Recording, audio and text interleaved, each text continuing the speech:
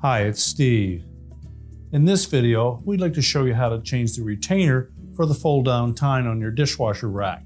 It's a really easy repair. Let me show you how we do it. Now to do this repair, we'll need to empty all of the items out of the bottom rack. We'll remove it from the dishwasher, and then we can change out that part.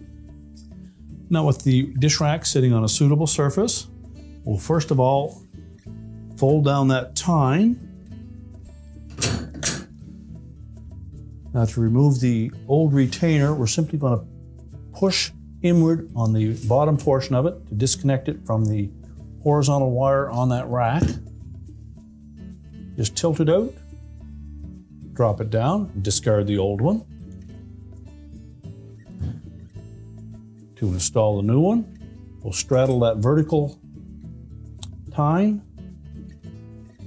clip it onto that center horizontal one, push it down into place,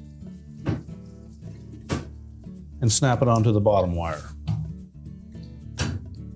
You can then reposition the fold-down tine, and we're ready to put the rack back in the dishwasher. So we'll just position the rack back into the dishwasher, close it up, and your repair is complete.